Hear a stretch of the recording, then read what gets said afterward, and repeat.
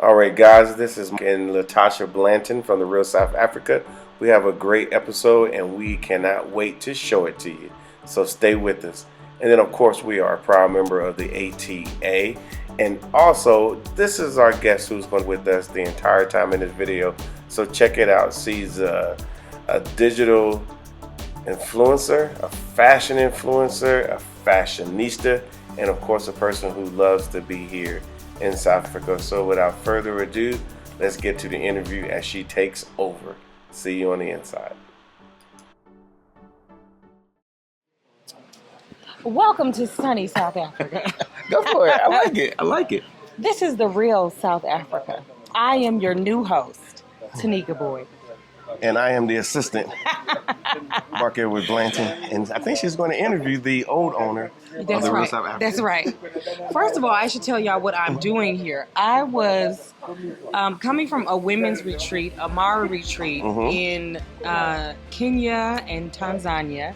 Had a lovely time, and I decided to come back to South Africa so that I can land the plane on building in South Africa. It is a dream of mine. We've been in this journey, I feel like, a little bit over a year. Yeah, just over a year, I would say. Just over a year, and I think we have a lovely property over by the wall. It overlooks a green belt. And where? Where's it at? Where's it at? In Blue Valley? It's in Blue Valley. It's in Blue Valley.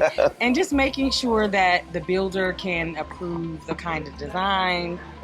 And I looked at a bunch of properties today. Some of them were smaller than I wanted, but it gave me a perspective for the kind of design. And so that was really important. And I think it was all thanks to you. Because you put no, I'm serious. I said this without the camera here. Yeah. Because I think it's important for people to know we were visitors to South Africa, fell in love with South Africa consistently, and wanted to move to South Africa. But it really wasn't until I saw Mark and Tasha's YouTube channel that I saw how beautiful the estates were, that I was like, you know what, we can do this. But there was so we kind of showed you a part of South Africa that you hadn't seen before. That's right. Because you had been here before. Yeah, but you know they show you safaris. Yeah. We've been downtown to Maboneng, which is very much like Brooklyn. We've been to Cape Town. It's true what they say. South Africa is many countries in one. Yeah. You can it's get not just that one thing. It's not. But this made it livable, relatable, and was like, this is something that is attainable, that we can have if we put our minds to it. And we can be bicontinental, though Mark is like, once you become bicontinental, you will become one continental. Yeah, I think eventually you will be spending more time. I think that is the goal. That is definitely the goal. But I have a question for you. She has a question for me. I'm going to do my best. Go for it. When you think about your content and how you create content from a business perspective, but also from a love perspective, because people don't realize that it's not just about putting content out there to gain YouTube followers or Instagram followers. Yeah. It's also a labor of love. When you think about that work, how much of it would you say is tourism-based, like attracting more tourists to the continent of Africa, specifically South Africa, versus how much of it is about supporting people trying to relocate to the continent? Wow. Well, to be honest with you, I would say that I think tourism is the mechanism in which we can operate. We all understand tourism. And like I said, South Africans broke it down for me how tourism actually worked. You know, in our mind in the U.S., and maybe even in your mind right now, people think it's just a trip, going on a trip. But it's not just a trip. It's exposing you to the culture, exposing to you what's there, and ultimately you would want to say to yourself, I like that place, maybe I can contribute. So maybe I might want to move there. Maybe I want to visit there more often. Maybe I want to start a business. Maybe I want to patronize what's there even more. And then ultimately, you can decide, you know, is this going to be my place where I go to, you know, hang out, do my thing, or do I want to start my life there? And I think tourism does that. So for the most part, I feel that from the labor of love, I know our people. Yeah. And Black people. Yeah. I know our people. very well. I was fortunate enough to travel around the country, meet a lot of people from St. Louis, LA, Dallas, New York, and everywhere in between. And everybody's trying to do the same thing. They're just trying to make it.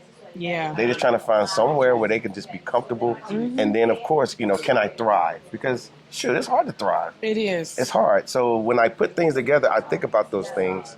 I'm not trying to get, 1,000 million, followers or whatever. I just want people to see the content. And then at that point, jump into the tourism space of saying, okay, I'm gonna call, the Real South Africa. This is what I kind of want to do. And then let us take over and let us put together a package for you. So when you come, you will see the things that you need to see. And then from there, you make your decision on what you want to do. It's that simple. So. Where do you think, because I love South Africa. We love South Africa. We gonna choose South Africa anytime, any universe, anywhere. But even we don't love it as much as you. I think you do. I want to know what your love, your deep affection, that hurdle from being a tourist to being like, I want to be a citizen of this country. I want to invest in this country. I want to see it grow and all of its challenges, but I want to be a part of the betterment of this country. Because I don't necessarily feel that about the United States. I used to at one point. But where does your love for like this country, South Africa, stems from? Well, honestly, it's just from the day I got here to right now, this second, how they treat me. Yeah. They treat me like in the States you would feel like you're a special person. Yeah. Like, I must be a celebrity, or I must make movies, or I must, do something, extraordinary. But here I'm just a regular person, and they treat me extraordinary. I've traveled all the provinces but the Northern Cape, and everywhere I go, they just treat me well, and I always feel like I'm part of something. And in the States, I know I belong. I went to this school, or I went to this church, or I might have done this, and I get all that. But here, it's like you belong the day you show up. Yeah. And they don't question why you're here. They just glad that you're here. Yeah. And so, if you never felt that before, then you finally feel it. You're not going to just let it go just so you can go back to a situation where, it's based on, who your educational background, how much money you made, what you drive. Here it's about other things, and so that's what I literally fell in love with, just wanting to. And so when I wake up in the morning, I'm just happy that I'm here. Yeah, I'm happy that I'm here, and I'm leaving, but I'm happy that I'm here. So when you think about, like, I'm sure maybe not to your primary circle of friends, but sometimes when I tell people, especially strangers, people on the internet, that we are building a home in South Africa, that we want to see ourselves retire in South Africa, that this is a place that we want to invest in. What are some of the things that you've heard, those stereotypes, those reactions? And we're on the phone a lot. We take a lot of phone calls, just trying to, and we get smart people. I mean, super educated to people who got big money and everything. And I think the biggest anchor that holds a lot of people back is the fact that they come from America, and for some odd reason they've worked their butt off and they're not where they want to be. So if they were where they want to be, then they wouldn't be really calling us asking about the opportunities here in South Africa. Okay. But they're not making it, even though it looks like it, Okay. And I used to be one of those people, but then how can I say it? They let America be an anchor, and then when they finally get here, it's still an anchor, but now they're like, okay, I can possibly let this anchor go. Yes, that's gonna be me. Yeah. Okay. Yeah. But it happens routinely, and we see it happening. We got people that have literally been through the whole process, and they live here now, and they couldn't be more happier. Yeah. And so at the end of the day, I think people are afraid. I'm gonna use a movie line. They're afraid of the pursuit of happiness. Yeah. Yeah. Yeah. I mean, that's to be in a deeply, deeply middle to upper middle class estate with beautiful, amazing, wonderful Black faces, Black energy, peaceful. I said to my friends, I was texting my friends last night, and I said, I saw it was 3 Black boys, the not last night, but the night before. walking, and we were out by, the end of the road here. And I was out by like lot 7, just checking that out. And it was 3 black boys, teenagers, on a golf course. They had on hoodies. And when I tell you they were laughing, no they worries. were free, no worries. And it just reminded me of Trayvon Martin. Yeah. Right? Because there's this false sense of security sometimes in America, in these like estates and these like subdivisions, that our children are going to be safe. And the mere fact that they aren't is just so unnerving. And I felt nothing but safety. I knew those boys were going to be fine. And they were, hi, ma'am, and, with their car and moving on, But just so free and lovely and kind and generous. And you can tell they had no fear of a lack of safety. And that is how you want to raise kids. That is how you want to raise black children around the world, where they don't have to deal with the uncertainty of safety. Exactly. But this country does have some safety challenges. It does. It does. So what would you say to people who do have a fear of what they see in Western media? I know I have an answer, but I want to hear yours. Okay, great. I'm glad you asked that, because a lot of people don't realize that when they, we are. I remember back in the days of Walter Cronkite, and when they said something, that's what it was.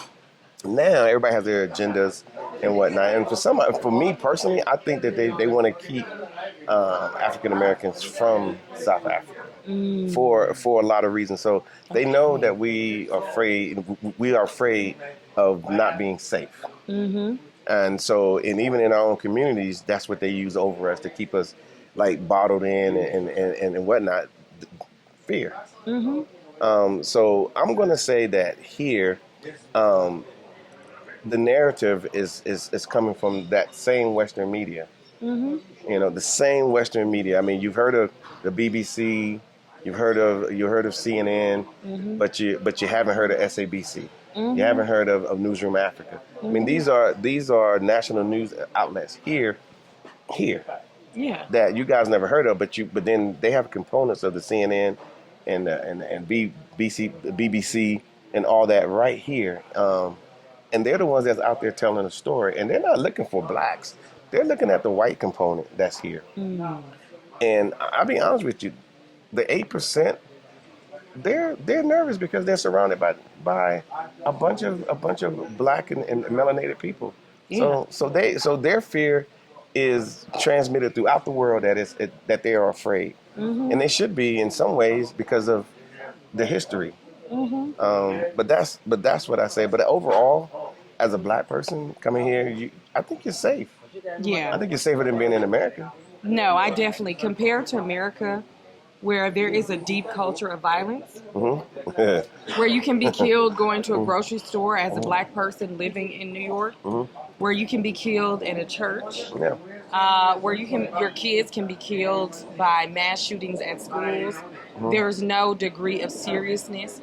I will say, when there are incidences of violence in this country, people are mourning. They're trying to figure out what happened. They're trying to make sure that it doesn't happen again.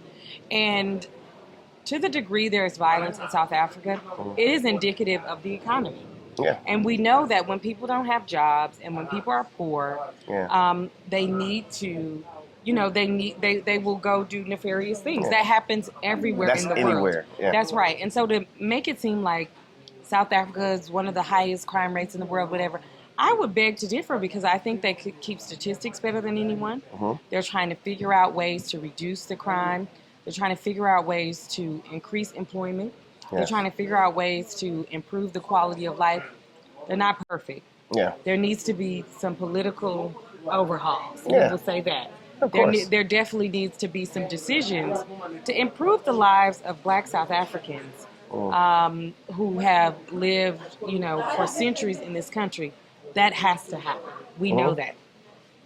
But the elements of beauty are here. Everything that you're looking for. Everything you're looking for is here. That's what I love about South Africa. I can see the promise of it in such a beautiful, amazing way. And I just can't wait to see what happens next. And hopefully we get a front row seat. Yes, we will get a front row seat. We are getting a front row seat. That's right. Okay. Well, that's all the questions I have for you. Okay, well, I got a few questions for you. Oh.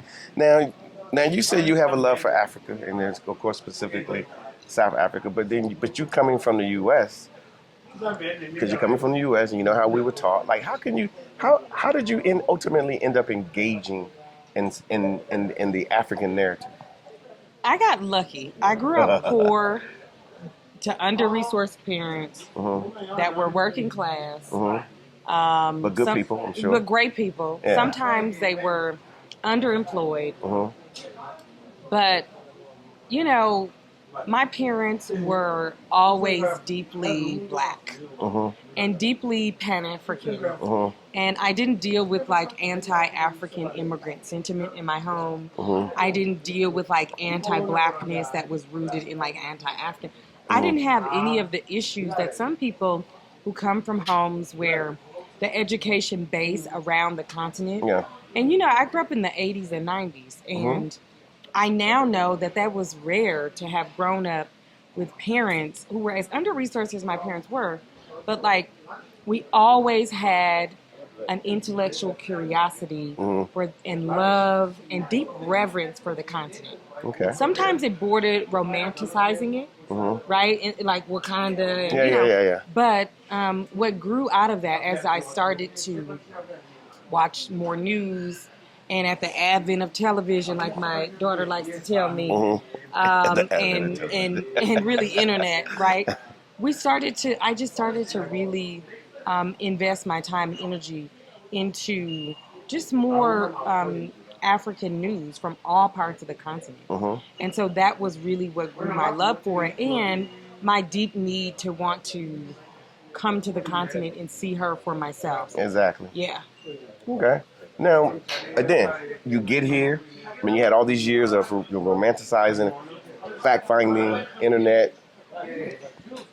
When you got here, what did you think? My first African country was South Africa. And you fall in love, I think, in a lot of ways with your first. I heard that before somewhere. Yeah. I mean, it's beautiful. Yeah. It just was, it was just perfect. And, you know, it was so outside of even what the news could show me.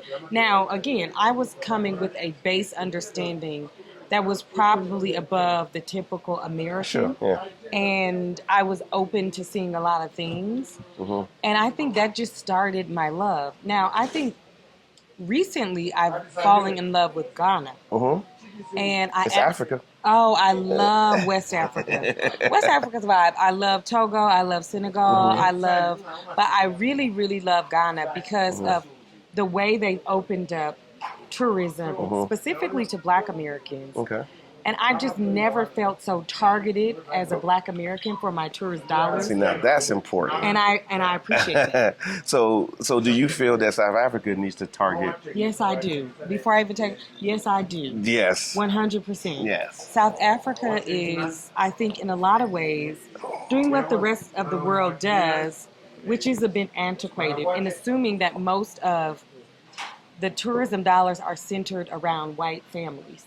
And so they're marketing safaris, they're marketing the beaches of Cape Town, when there's so much in between. Yeah.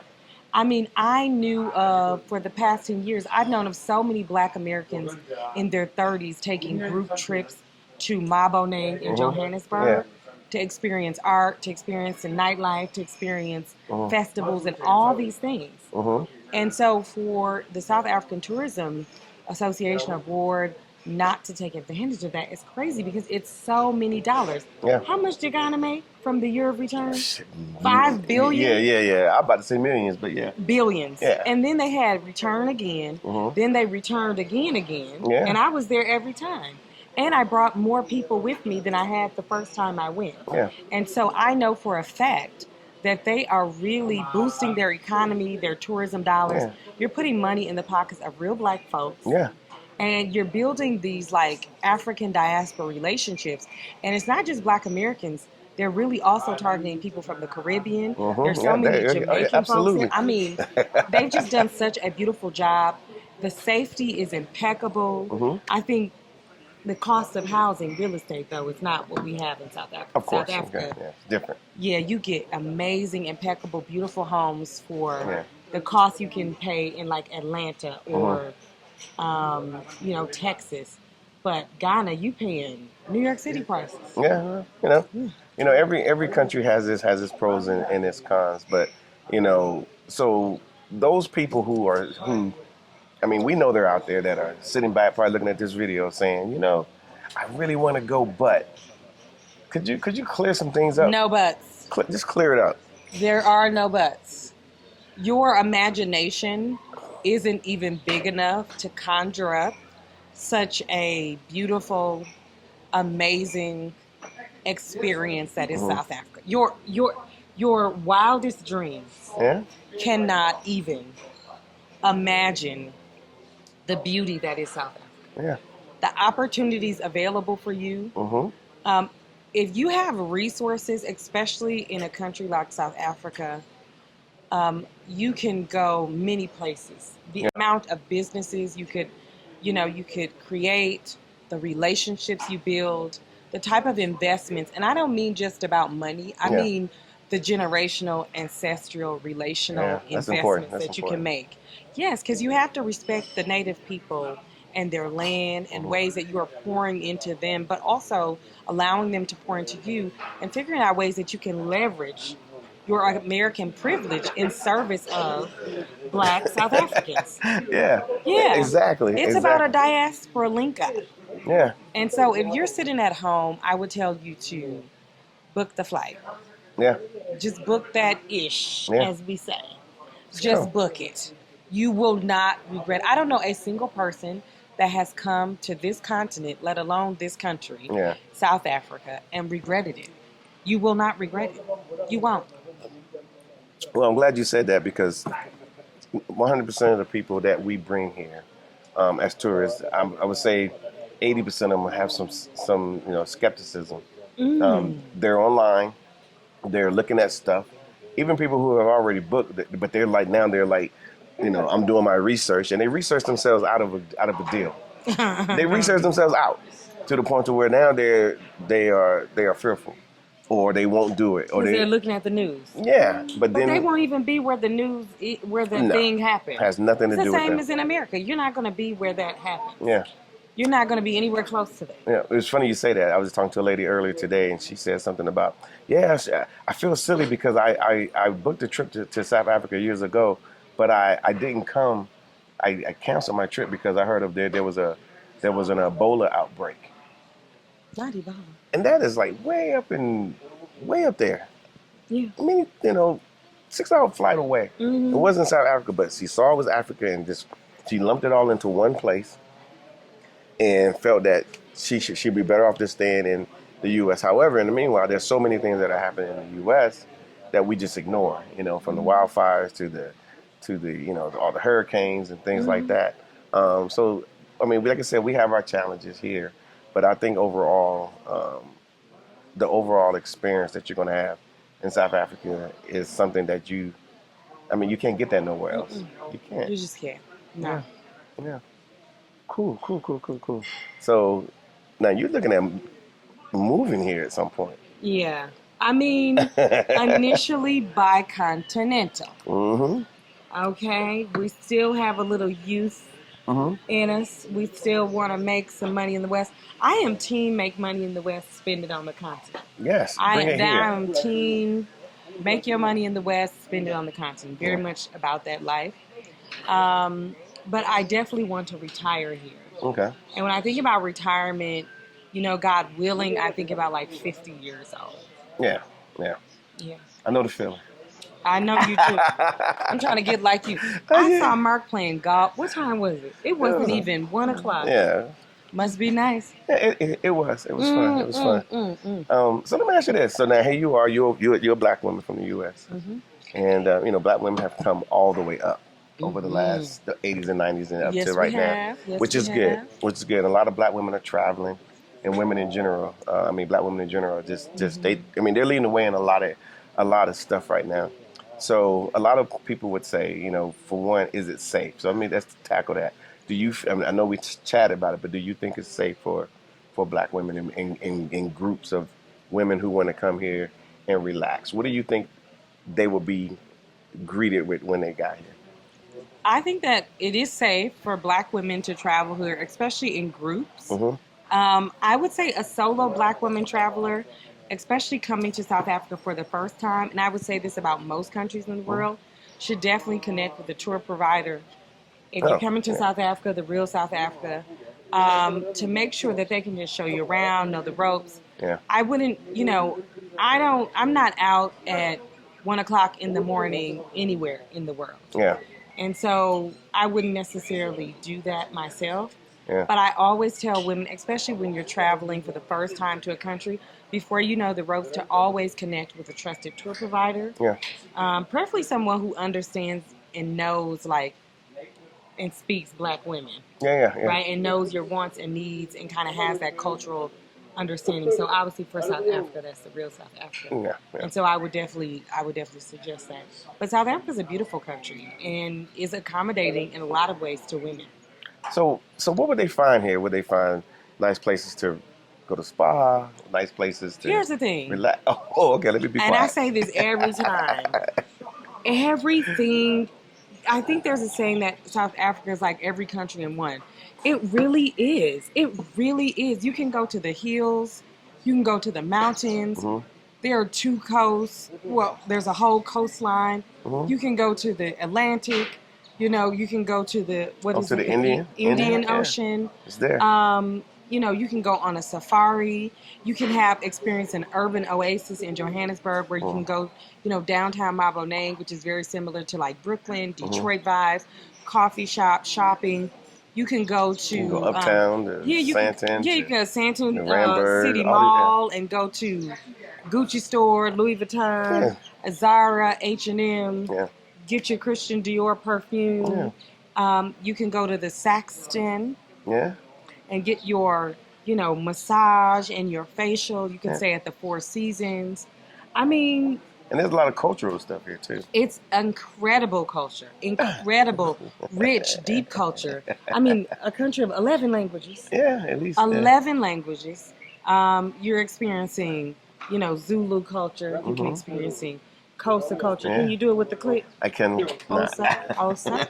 I screw it up every time. Do better. We do need to do better. I got an Okay. But you are experiencing so much. You can go to Soweto. You can experience the museums. Yeah. Amazing art. You can get an incredible, amazing art. Then you can be whisked off to Western Cape. Mm-hmm. If you're a wine girl, they got all the wine, some of the finest and best wines in the world. I don't drink, but I love to go to the wineries because it's so beautiful. Yeah. Also, you can do beautiful wine tastings. They have some Black-owned wineries, what they call here in South Africa colored-owned wineries. Yeah, they got beautiful beaches, the best fish, the food. My God, the food. The food it's amazing. Yeah, everything. Okay. Yeah, because we do want more travelers to come in. Obviously, people bring their families. Hey, you brought your family here when you came to, when I first met you. You know what I forgot to say? What do you forgot to say? I got my hair braided here. I just got my hair braided yesterday. Okay, it worked out for you. Yeah, it worked out wonderful. So you can also get your hair braided here. Mm-hmm. Okay.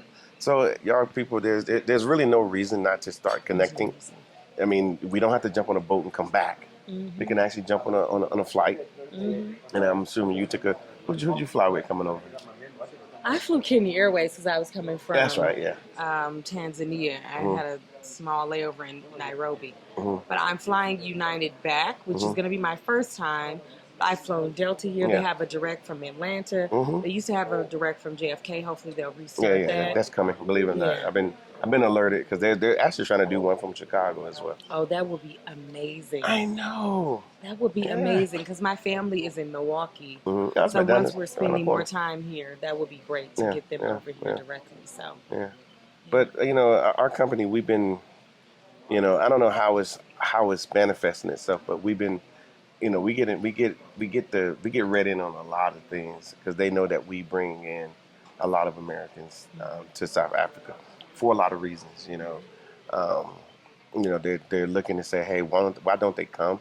But as we get more people and more numbers here, then maybe we'll see more advertising dollars, marketing directly to Americans. But in the meanwhile, it's going to be us.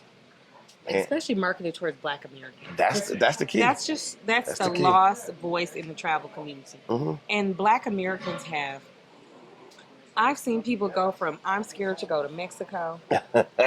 I'm only going to Miami and Vegas, and that's not shade, because we love Miami and Vegas. And New Orleans, too.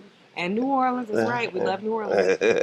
To, like, expanding just the aperture of what is possible when it comes to travel. I like that, aperture. And, yes, and you know what? I always say we are in the middle of an African diaspora travel renaissance. Mm. And so many people from the African diaspora, if they are not coming to Africa and choosing Africa first, not second after Paris, all the not second after London, not second after Tulum, but choosing Africa first, they are sad they didn't. Mm-hmm. And they're like, you know what, I'm coming next year. Mm-hmm. And I believe that people are coming. Yeah. Because I've just seen it grow over and over again. I'm telling you, that year of return changed the way I thought about how people, specifically Black Americans, are starting to view travel. I saw people who had never left the United States of America fly from JFK to Accra on that direct flight from Delta. And they're like, I'm never going to go anywhere else again. This is it. Yeah. And so, small plug for South African Tourism Board. Y'all need to be doing that. Yes. Because people are choosing Africa first. Yeah. And it's not a hard sell. I just think that we need to market direct. Like, for example, I'll give you this tidbit because, Hulu isn't here. Mm-hmm. But we're going to start marketing our products on Hulu. They've approved it, and we're going to start doing that. And because we want to get the word out. We had a lot of people come from Atlanta because we did a commercial in Atlanta on TV, on proper TV. And all of a sudden we started having all these people coming. So people want to travel. People want to come. And so I don't want people to think that it's just them. It's just that, they're sitting down in Milwaukee, as you say, and they're like, I want to go to Africa, but I don't know nobody that want to come. Trust me. People are trying to get here to South Africa. No, people are. Yeah. And you know what? It doesn't cost as much as people think. That's another thing, too. Mm. People think, I always tell people, and I would love your opinion on this. Okay, sure. Sometimes it costs me more to travel inside the United States than it costs to travel outside the United States. Mm-hmm. The biggest cost oftentimes when you're traveling to the continent is the flight. Mm-hmm. Once you got the flight, everything else. Because like if you're going to, let's say even New Orleans or anywhere, LA, when you get there from New York, of course you got to start racking up. Yeah, and then you got everything's so expensive. Mm-hmm. It's just too expensive, and you really can't do the things you want. And so if you really want to do, you're like, I'm not even going to mess with it because it's it's a $50 cover charge just to walk into the building. One drink, like I've been drinking, is $30 or whatever. So you just kind of say, well, I'm gonna go here on the cheap. But when you come in here, you don't need to come in on the cheap. I mean, hell, you're staying at you stayed in 2 beautiful hotels. Thank you. You did. That's what she requires. Now that's what she requires. Now back in the day, I wasn't. Yeah. But now I am. Yeah. I mean, you stayed at the Saxon. Mm-hmm. I mean, that's right in the world. That's beyond a 5-star. Oh yeah, that's amazing. Yeah. That was incredible. That was one of the top hotels that I stayed in. I'm not, and you hadn't heard me say that. Yeah. I'm saying that right now. I mean, one of my favorite hotels is Eden Rock in the south of France. Mm-hmm. And I would say it's right up there. I love south of France. South of France I would is say, well, that's what I'm saying. Yeah. The Saxon was right up there. The service was impeccable. Mm-hmm. And the Four Seasons, I said that before and again, love their service. They're always generous to me. I love the facility. I love the grounds. Amazing. You can have 5-star amenities and services on this continent. Mm-hmm. You don't have to, though. It's also the point. There are amazing Airbnbs. There are amazing facilities and hotels because I didn't come out the womb going to the Four Seasons. Yeah. And so I've been on this continent where I would fly South African Airways and get a flight deal. One time we flew Qatar Airways with the layover in Doha, and we got a flight deal. And we're back there in economy, but we were thinking about the destination and coming to this continent. And, you know, that's what it was about. I think one time we stayed at the Radisson Blu. And so we have had... Which is nice as well. It is very nice. And so we've had our share of different experiences and different accommodations on this continent in terms of, like, the class of the accommodation. But all of the accommodations were great for us. I don't have a single bad experience. Yeah. So it sounds like you are a strong ambassador for South Africa and the continent of Africa.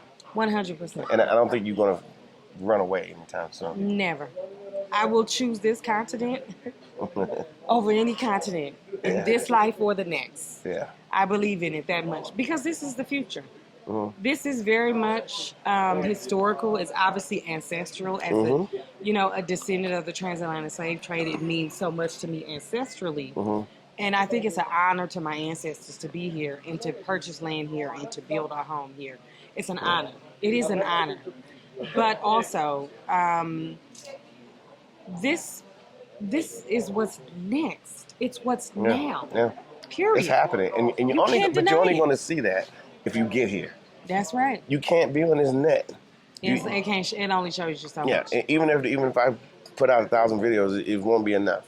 You know, 1,000 kisses is never enough. But you have to get here. Once you get here, then you'll feel it, you'll see it, and you'll be like, wow, I had no clue. And a lot of our people, they have emotional responses.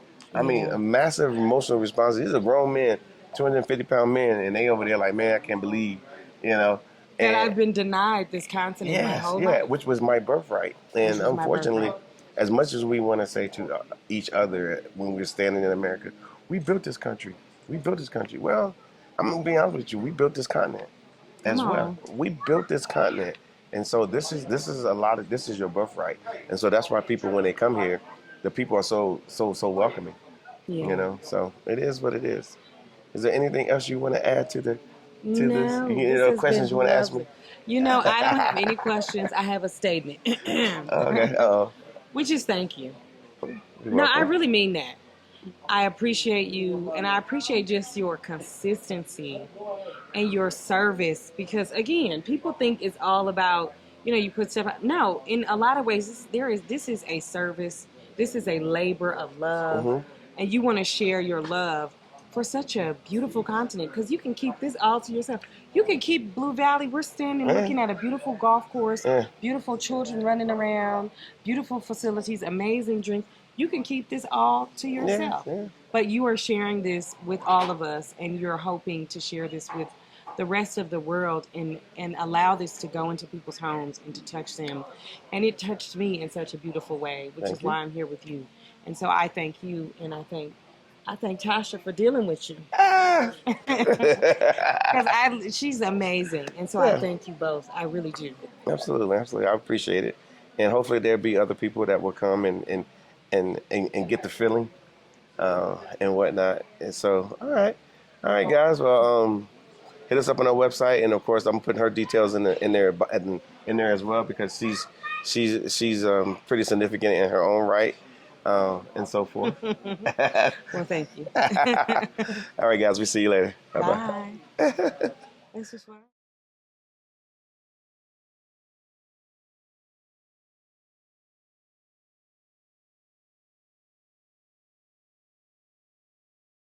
Hello guys, this is Mark Blanton and welcome to The Real South Africa. Breaking news. African Americans and those in the diaspora can come to South Africa. It's a very simple process. What you need to do is stay tuned with us at The Real South Africa and we can break everything down for you so you will know that, hey, planning your trip to South Africa is pretty easy. A lot of you guys have never heard of Durban, but hey, Durban is a vibrant location. It's on the coast. It's on the Indian Ocean, not the Atlantic, not the Pacific, but the Indian Ocean. An actual waterway that you can actually swim in simply because the water is so warm. Here in South Africa, the Atlantic is extremely cold, so it's very difficult to actually just get in the water. You can just basically, put on one of those suits so you can stay warm. So that's Durban, a wonderful location for you to visit. Now, where are we based at? We're based in Johannesburg, South Africa. We are the only African American company based in South Africa and Joburg. So we can make sure that we can get you access to pretty much anything that you see here in South Africa. We've been here for a while. We've helped a lot of people realize their dreams of coming to South Africa. It's been a dream of ours too, and that's why we are here. So we want to extend that to you as well. As you see, we have different types of packages for you to get involved with. You can always go to our website, therealsouthafrica.com, and you can see all the packages displays. Just decide which one do you want. You do not have to go in a group. And that's the good thing. You can go on the dates that work for you. So if you got certain dates that you want to do, then just put them in the website, and you will be able to schedule your trip right there. And then of course we will make sure everything works for you once you get here. Now let me just kind of go over a little bit what you're going to get. Basically, you're going to take care of your flight because you probably can get it cheaper. So we're not going to even haggle with that. But what we're going to do is make sure your ground transportation, your airport pickups are there. All your events are pretty much covered. Most of your food is covered. Of course, getting back to the airport, your hotel, everything is sorted out. But if you're looking for more details, go to our website. Everything is there. And of course, you can always reach out to us here at The Real South Africa. So we are excited that you get an opportunity to come to South Africa, and we're very proud to be able to provide this type of stuff for you, because let's be honest, we are never marketed to about Africa. Nobody never says, hey, these are the opportunities, these are the travel opportunities. You could bring your family, you could bring your friends, you could bring your whoever you want to South Africa. But nobody never lets you know, well, a new day is dawning. This is a grassroots effort. This is a grassroots movement, and we are the ones that are starting it. And we're going to make this happen. And so we want to make it happen for you. So this right here, Blacks Without Borders, it says what it says. And this is you on the airplane. You see all that purple? We got purple trees here as well. So that's why it represents South Africa very, very well. And like I said, we have so many different packages. So many people have already taken advantage of what we do offer. So I think it's time for you to maybe open your horizons, maybe be part of this Black tourism movement that is happening, and get an opportunity to visit a place that you never ever thought that you would visit before. The time is now. Now, as you see, January is summertime. Here in South Africa, we have reverse seasons, or I'm going to say you in America have reverse seasons. Our summertime is in January, February. Our beaches are open. All the festivals are open. All the eateries, all the night spots, all the places that you want to go are wide open, while you guys in the U.S. or in the Northern Hemisphere are freezing. So you might want to get down here. Like I said, there's no other place like it. And it basically just starts with a phone call. Once you schedule your phone call with us, obviously you stay to the end, you get all those details. But once you schedule your phone call, you have literally started the whole process of coming to South Africa. Now, I will also tell you that there are those that do not want to wait for other people. And because if they're waiting, they know they're not going to be able to go. So here we are. Hello, everyone. As you guys already know, my name is Mark Blanton from The Real South Africa, owner and operator of this wonderful company that brings you to South Africa. And we do it in a manner in which you get an opportunity to view everything, see everything you need to see, either on a 6-day, 10-day, 13-day trip, or if you want to stay longer, we can arrange that for you as well. We do a lot of stuff. The best thing you could do is go to our YouTube channel if you're not already on it, and subscribe, because when you get there, you will see a lot of information. We put out information all the time, which could be important, or which is important for you to travel to Africa. So if you always wanted to come here, if you wanted to bring that DNA back to South Africa or to Africa, this is the best way to do it. So we hope to hear from you soon. And if there's anything that you need, again, make sure you subscribe to our channel and also hit us up at info@therealsouthafrica.com. Thank you so much for spending time with us today. If you like what you saw, please subscribe and don't forget to hit the notifications button so you don't miss out on all things The Real South Africa. Thanks again.